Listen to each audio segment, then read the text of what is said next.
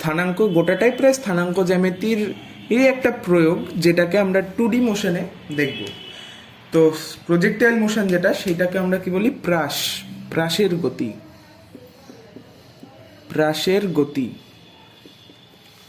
তো প্রাসের গতি কি বলছে? যদি কোনো একটা বস্তুকে অনুভূমিক এবং উচ্চতায় মানে ছোড়া হয়, কোনো একটা বস্তুকে ছোড়া হলো এবং সেটি যদি শুধুমাত্র অভিকর্ষজ টানের প্রভাবে আবার নিচে ফিরে আসে, তাহলে সেইটাকে প্রাসের গতি বলা হবে। অর্থাৎ এইখানে একটা লোক বসে আছে, এইখানটায় একটা বাড়ি, এই হচ্ছে একটা বাড়ি, এই বাড়ির এইটা হচ্ছে দরজা, এন্ট্রান্স, এইটা এন্ট্রান্স। এই বাড়ির মালিকের নাম হচ্ছে বোস। তাহলে বোসের বাড়িতে বোম মারবো, বোমটা কোথায় পড়বে? একদম দরজার সামনে এসে বোমটা পড়বে। তাহলে এইখান থেকে একটা লোক, এইখানে একটা লোক আছে, সাপোজ এটা হচ্ছে আমি বোসের বাড়িতে বোম মারবো। তাহলে এই বোমটা ছুড়বো, কীভাবে ছুটতে পারি? এই স্ট্রেট ছুটতে পারি, এইভাবে ছুটতে পারি। তাহলে কীভাবে? আমাকে হাতটা এরকমভাবে ছুটতে হবে। তাহলে সেটা কি বেশি দূর যাবে? না, আমরা সাধারণভাবে ঢিল কীভাবে ছুড়ি? এইভাবে ছুড়ি। অর্থাৎ এই যে বোমটা এখান থেকে যাচ্ছে এখানে, এই বরাবর, অর্থাৎ সামনেও যাচ্ছে আবার উঁচুতেও যাচ্ছে, তাই না? এইখানটায় যদি দেখি, এইখানে ফার্স্ট প্লেস ছিল, সেখান থেকে কিছুটা আগে গেল, আবার উঁচুতেও কিছুটা উঠেছে, এতটা উঠলো। কিছুক্ষণ পর এইখানে ছিল প্রথমে, সেখান থেকে গেল এইদিকে যাওয়ার পরে আবার উঠেছে কতটা? এতটা উঠেছে। আবার এইখানে যদি দেখি, এইখানে সামনে গিয়েছে এতটা আর উপরে উঠেছে এতটা, অর্থাৎ এটা উপরেও যাচ্ছে আবার সামনে যাচ্ছে। এইখানটায় দেখি সেটা আবার কিন্তু নিচে নেমে চলে এসেছে, এখান থেকে এখানে নিচে এসেছে, সামনে এতটা এসেছে। তাহলে ব্যাপারটা যদি আমরা গ্রাফে যদি প্লট করি, বোমের গতিপথকে যদি আমরা প্লট করি, তাহলে এইটা যদি ওয়াই অক্ষ, এটা এক্স অক্ষ নিলাম, অরিজিন থেকেই ছুড়লাম কিভাবে? এইরকম, এইখানে আমি দাঁড়িয়েছিলাম আর এই দিকে ছিল বোসের বাড়ির এন্ট্রান্স, এইভাবে ছুড়লাম। এই ছোটই থাক। তাহলে আমি যদি বোমটাকে ভি বেগে ছুড়েছি, আসল বেগ, গতিবেগ হচ্ছে ভি, একক, কিছু একটা একক যেরকমই। তাহলে এই বরাবর আমি ভি বেগে ছুড়েছি, তাই তো? যেটা ভূমির সাথে কত থিটা কোণ করেছিল, বোমটা এই বরাবর ছুড়লাম, থিটা কোণ করেছিল। তাহলে এক্স অক্ষ বরাবর সেটার বেগ কত হবে? যদি ভি না, প্রাথমিক বেগ যদি আমরা ইউ ধরে ভি ধরলাম, তাহলে ভি কস থিটা। আর এই দিক বরাবর কি হবে? লম্ব দিক বরাবর ভি সাইন থিটা। আচ্ছা, এইটা যে উপরে যাচ্ছিল সেটা ভি বেগের জন্য যাচ্ছিল, বা যদি আরো স্পেসিফিকলি আমরা বলতে চাই, তাহলে কোন বেগের জন্য? ভি সাইন থিটা যেটা, বা ইউ সাইন থিটা, তার জন্য বলটা উপরের দিকে যাচ্ছিল বলটা, এই ভি সাইন থিটার জন্য। আবার এইখান থেকে নিচে আসছে কিসের জন্য? অভিকর্ষজ ত্বরণের জন্য, জি, অভিকর্ষজ ত্বরণের জন্য নিচে আসছে। আর সামগ্রিক ব্যাপার, যদি সরণ দেখি, সরণটা কিন্তু এইখান থেকে এইটুকুনি, সেইটা কোন বেগ নিয়ে যাচ্ছিল? ভি নিয়ে যাচ্ছিল। স্পেসিফিকলি বললে ভি কস থিটার যে উপাংশ, সেইটা এই বোমটাকে সামনে নিয়ে যেতে সাহায্য করেছিল। তাহলে এইখান থেকে গেল এই বরাবর, ওয়াই অক্ষ বরাবর। তাহলে এবার আমরা সম্পূর্ণ যদি ম্যাথামেটিক্সের ভাষায় বলি, তাহলে প্রাথমিক বেগ ইউ ধরে নিই, সাধারণভাবে প্রচলিতভাবে যেটা ধরা হয়। তাহলে ভি ওয়াই অক্ষ বরাবর গতিবেগ হলো, প্রাথমিক গতিবেগ হলো ইউ সাইন থিটা, এবং এক্স অক্ষ বরাবর প্রাথমিক বেগ হলো ইউ কস থিটা। আচ্ছা, এইবার আমরা সামগ্রিক ক্ষেত্রে দেখছি যে ভি কস থিটা যেটা, বা ইউ কস থিটা যেটা, সেইটার অভিমুখ পরিবর্তন হচ্ছে না, মানের কোনো পরিবর্তন হচ্ছে না, অর্থাৎ অনুভূমিক বরাবর কোনো ত্বরণ নেই, এ ইজ ইকাল টু 0। কিন্তু ওয়াই অক্ষ বরাবর অর্থাৎ উলম্ব দিকে যখন উপরে উঠতে চাইছিল তখন ওটাকে কে বাধা দিচ্ছিল? এই যে অভিকর্ষজ ত্বরণ জি যেটা, সেটা বাধা দিচ্ছিল। তাহলে এইটুকুনি ক্লিয়ার হলো যে ভি বেগে ছোড়ার ফলে এক্স অক্ষ বরাবর গতিবেগ হবে ইউ কস থিটা, ওয়াই অক্ষ বরাবর হবে ইউ সাইন থিটা। আচ্ছা, এইবার আমরা এইখানে মূলত কি কি জানতে হয়, কি কি প্রয়োজন হয়? প্রয়োজন হয় হচ্ছে সর্বোচ্চ উচ্চতা, একটা নির্দিষ্ট উচ্চতা পর্যন্ত হাইয়েস্ট উঠেছিল, তারপরে আবার নামতে থেকেছে। এইখান থেকে এই বিন্দুটা যদি এ হয়, এ বিন্দুটা, আচ্ছা এ, এইটা বি না, এইখানে একটা দেখিয়ে দিই যে এই বরাবর ভি, এই বরাবর হচ্ছে কস থিটা উপাংশ, এই বরাবর সাইন থিটা, এইটা বি। সি, এখানটায় এই সি বিন্দুটা হচ্ছে হাইয়েস্ট উচ্চতা, সর্বোচ্চ উচ্চতা সি, সর্বোচ্চ উচ্চতা সি। আর এইটা হচ্ছে সেই বোসের বাড়ি যেটা, সেইটার বোসের বাড়ির যে এন্ট্রান্স সেটা হচ্ছে D. A B C D. আর একটা এখানটায় নিয়ে নিই, যেইখানে এইটা গতিবেগ, এই দিক বরাবর ইউ কস থিটা, তখন এইটা হচ্ছে ইউ সাইন থিটা, আর সামগ্রিক ক্ষেত্রে জি হচ্ছে অভিকর্ষজ ত্বরণ। তো এ থেকে ডি বিন্দু পর্যন্ত গেল, কি কি আমরা শিখবো বা কি কি দরকার হয় ক্যালকুলেশনের জন্য? কতটা পথ গেল এডি এর দৈর্ঘ্য, যেটাকে বলা হবে আর, প্রক্ষেপ সীমা মানে কতটা পর্যন্ত যাবে ছুড়লে, এইচ, এইচ মানে হচ্ছে সি বিন্দুর স্থানাঙ্ক, এইচ হাইয়েস্ট উচ্চতা মানে কত উচ্চতা পর্যন্ত উঠলো, এইটা সময়কাল টি কতক্ষণ লাগলো মানে এইখান থেকে এইটুকুনি আসতে কতক্ষণ লাগলো। আচ্ছা, আর এই কোণটার মান, এইটা কোন কোণে ছুড়লে সর্বোচ্চ দূরত্ব যাবে, এইগুলো আর এর মাধ্যমে আমরা বের করে নিতে পারি। তাছাড়াও নির্দিষ্ট কোনো মুহূর্তের ক্ষেত্রেও হতে পারে। আচ্ছা, আর একটা কথা বলে রাখা ভালো, যেটা হচ্ছে আমাদের বই নেই, কিন্তু হ্রাসের গতিতে শুধু এরকমই হবে তার কোনো মানে নেই।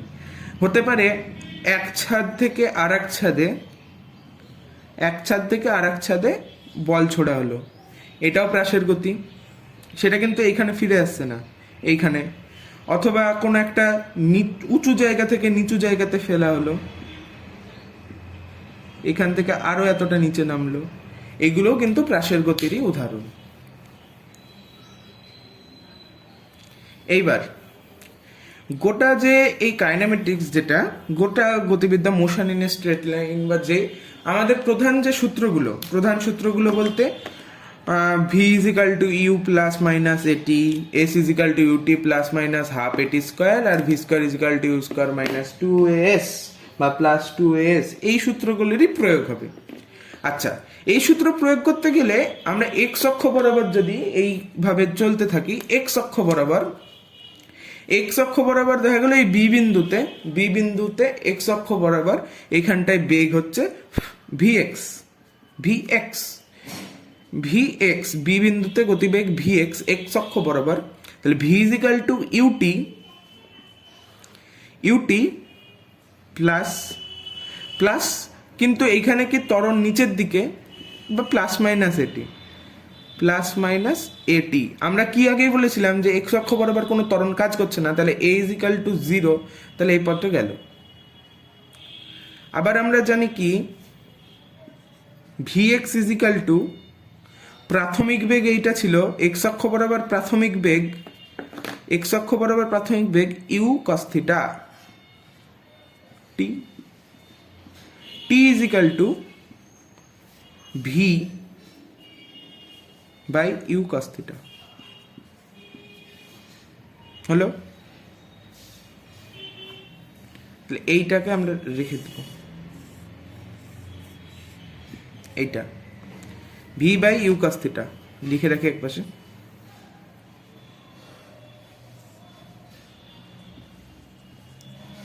ওয়াই অক্ষ বরাবর একই কাজ, UT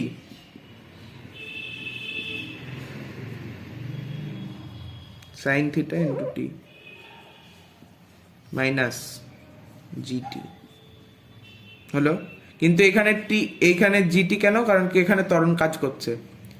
Y is equal two, এই যে বি বিন্দুর ক্ষেত্রে আমরা বিবেচনা করছি ওয়াই কতটা উঠলো, এটাকে ওয়াই ধরলাম।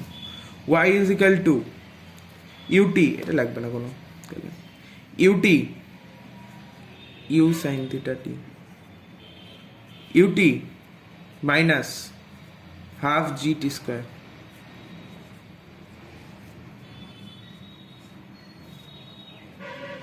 বা y is equal to ut minus half gt square.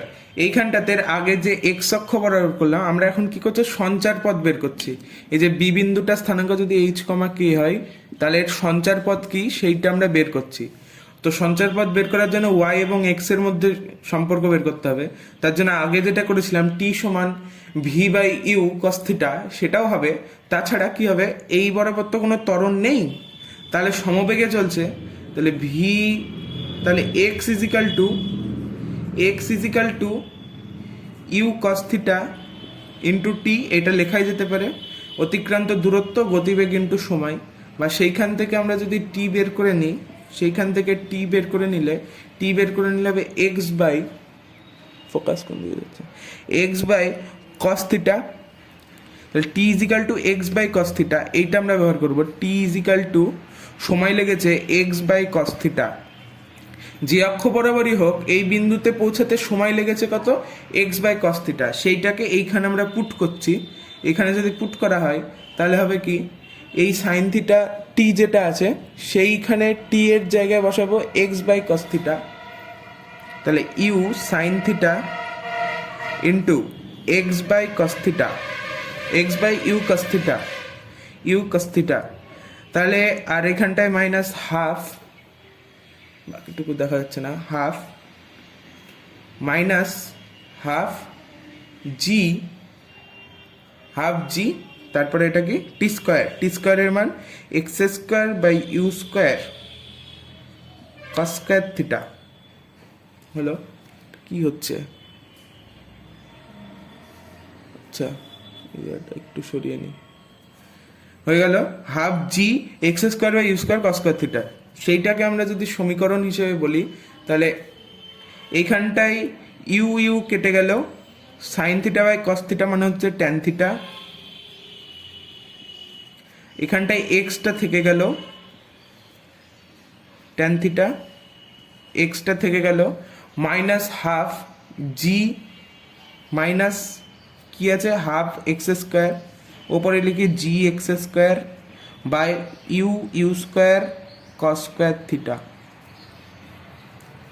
তাহলে এইটাকে আমরা আরো ভালোভাবে কি লিখতে পারি, y is equal to tan থিটার জায়গায় লিখতে পারি a x plus b x square, এই যে স্কোয়ার যুক্ত পদ, এই যে একঘাত পদ। তাহলে এইটাই হচ্ছে কি একটা হাইপারবোলার সমীকরণ, এইটাই একটা কি অধিবৃত্তের সমীকরণ।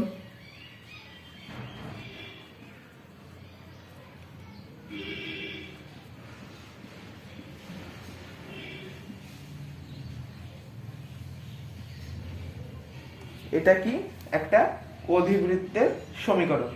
তাহলে এইখান থেকে আমরা পেয়ে গেলাম কি, যে প্রাসের গতি যেটা সেটা কি অধিবৃত্তীয় আকারে চলে।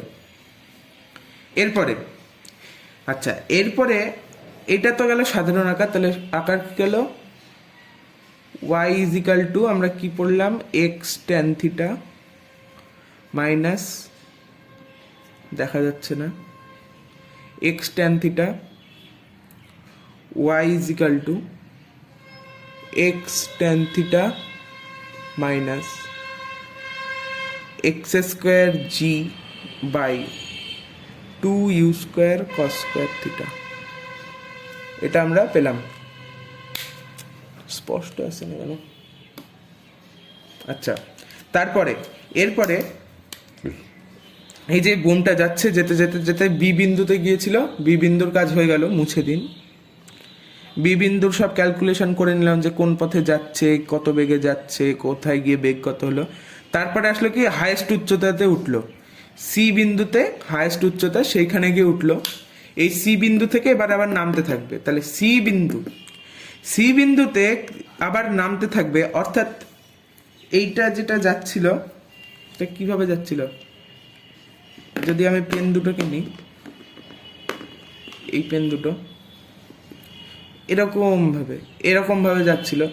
এরপরে হবে কি, এই যে এরপরে যখন নামবে তাহলে নিশ্চয় যে সাইন উপাংশটা নিচের দিকে হবে। অর্থাৎ যদি ভালো করে দেখার জন্য ভালো করে যদি দেখি তাহলে হচ্ছে প্রথমে যাচ্ছিল এইভাবে, এইখানে গেল, এইখানে এরকম ভাবে যাচ্ছে, এইখানে এইখানে এইখানে। এবার এই হাইয়েস্ট উচ্চতার পর থেকে কি হবে, নিচের দিকে নামতে থাকবে। আমরা সবসময় জানি অনুভূমিক বেগটা অপরিবর্তিত, তাহলে নিশ্চয়ই যে উলম্ব বেগ সেইটারই পরিবর্তন হয়েছে, সেটা এখন কোন দিকে, নিচের দিকে কাজ করছে। তাহলে একটা জায়গা থেকে যাওয়ার পরে নিচের দিকে কাজ করা শুরু করলো। তাহলে এইখানটাতে এই যে সি বিন্দু, যেটা সি বিন্দুতে নিশ্চয়ই ভি ওয়াই, যেটা ওয়াই উপাংশ অবশ্যই শূন্য হবে, কারণ কি তারপর থেকে তো সেটা ঋণাত্মক হয়ে যাচ্ছে। যদি আমরা এই দিকটা ঋণাত্মক ধরি আর ওই দিকটাকে ধনাত্মক ধরি, তাহলে তারপরে সেটা অভিমুখ পরিবর্তন করছে, তাহলে এই জায়গাটায় নিশ্চয়ই শূন্য বেগ। তাহলে ভি ওয়াই সমান আমরা কি জানি, ইউ সাইন থিটা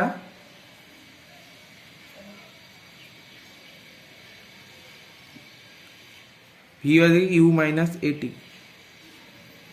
এ তো এখানটায় কি জিটি, বা এখান থেকে বের করব টি সমান you sine theta by g.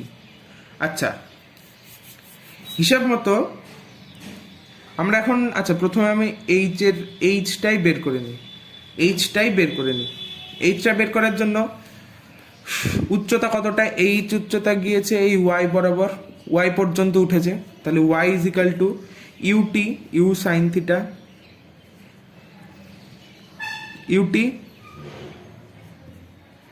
Minus half g t square.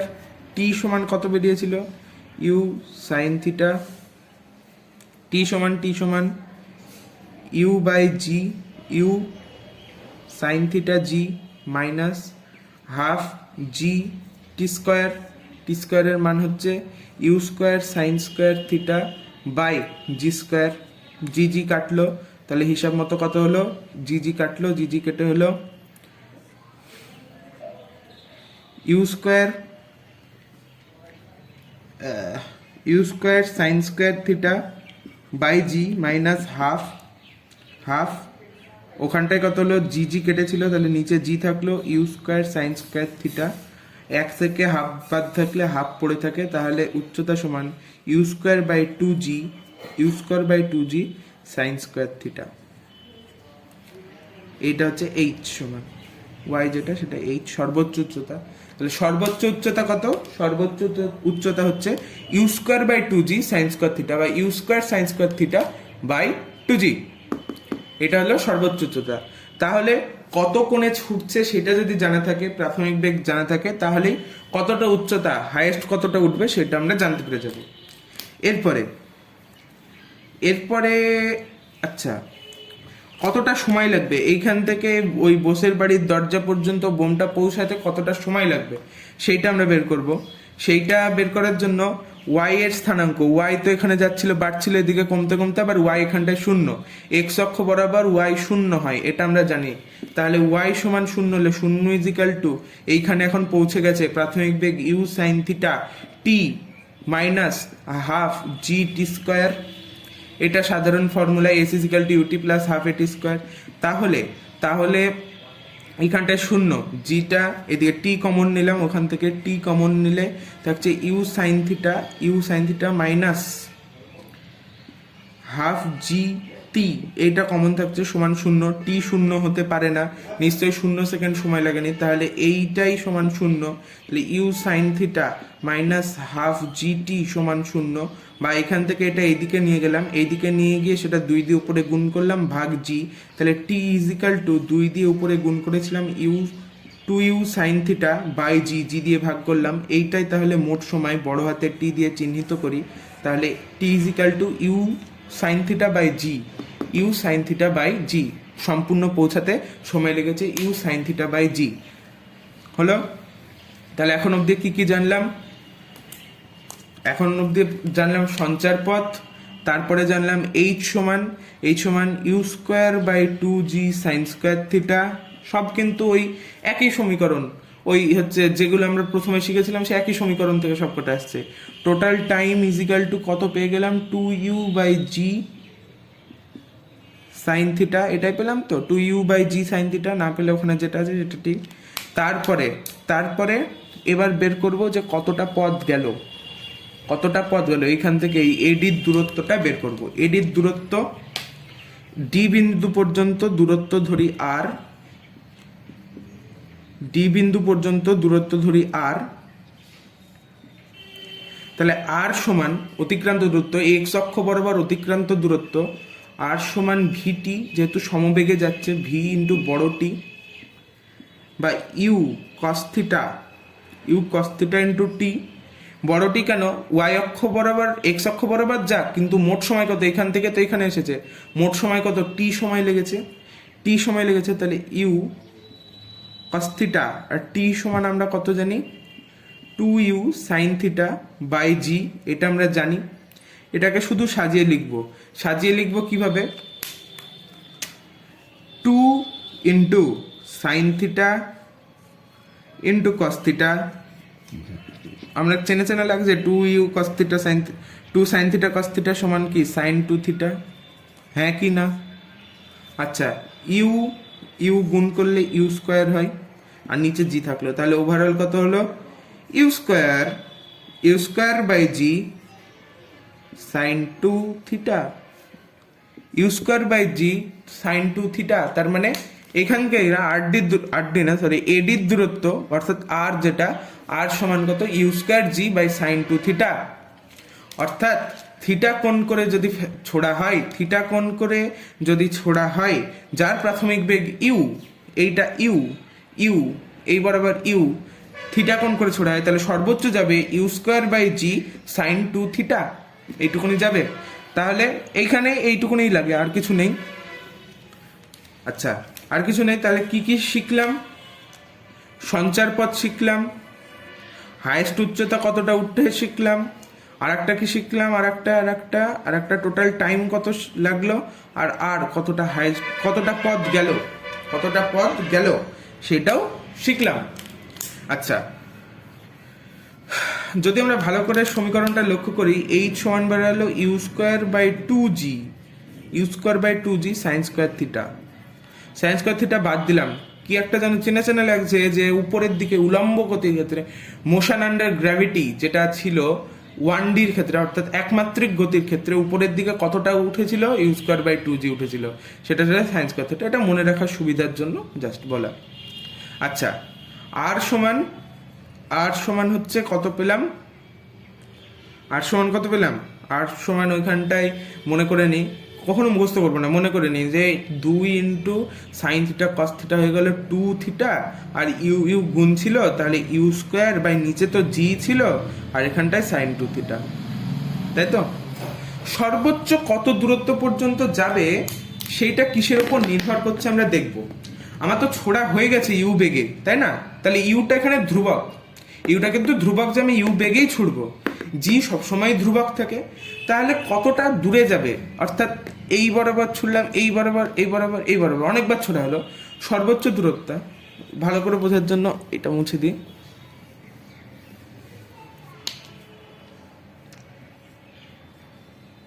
এইটা হচ্ছে সেই বাড়ির এন্ট্রান্স, আমি এখান থেকে বোম ছুটছি, একবার ছুড়লাম, প্রত্যেকবারই গতিবেগ একে, একবার এইটুকুনি আসলো, একবার এইটুকু আসলো, একবার এইটুকু আসলো, এইরকম গেল, একবার ছুড়েছিলাম এইভাবে চলে গেল। তাহলে কতটা